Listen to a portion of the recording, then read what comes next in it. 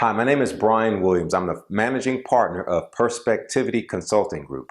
Today I'll be sharing with you one of the more popular problems we see as we work with clients. It shows up over and over again, so we thought we'd start with this one. And you may have guessed it by now.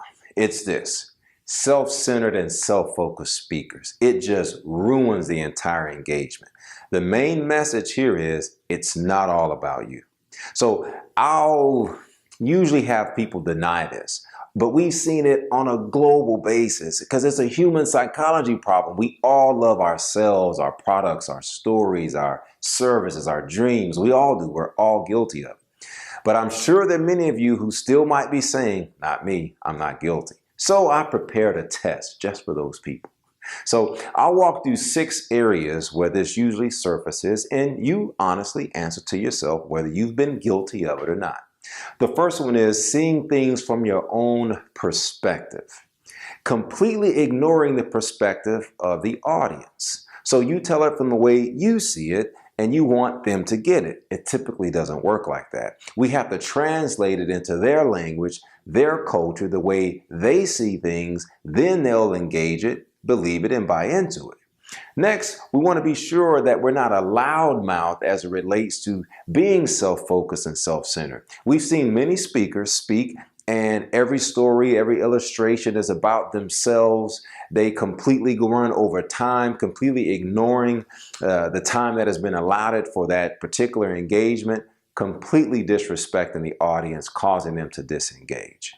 Another way that that's done is giving everything from a positive perspective, meaning not being vulnerable at all. We've seen work of Brene Brown showing the power of vulnerability. Take a chance and be risky, and take a chance and include some of the things that didn't go right. You will find that it breeds trust with your audience, because we all know, no matter how good we think we are, we're not going to hit a home run every time we show up to bat. We're going to lose some, we're going to win some. Share both, watch what happens. Another thing we see where speakers are trying to be too funny, right? They're not naturally humorous people, and it doesn't come across well, and you lose a lot of authenticity when you do that. Be very careful. If you're naturally fun, if you're a comedian, have some fun with that. If not, just be you. If that's not who you are, don't try to be funny if you're really not, because it'll cause you to lose a lot of credibility, as will selling too much from the platform. Always trying to make a sale. Quick and easy way to disengage your audience and cause them to look just like this, right? We've seen it happen over and over again. Well, what this image really denotes is being overly negative about a situation or your competition, or having a bad attitude. I know you may think, do you really have to tell us that? And the answer is, of course. Now, if you're guilty of one of the 6 that you see on the screen, chances are you've been guilty of them all, because most self-centered speakers don't realize that they're being self-centered. But if you are, it's not a problem. I have something that'll help you. It's called an audience profile. What I'd like for you to do is to create an intelligent list of questions that profiles your audience. What do they like? What stories are they into? What influences them to buy? What are some of their habits, their likeness, things that make them laugh? Remember, it's all about them.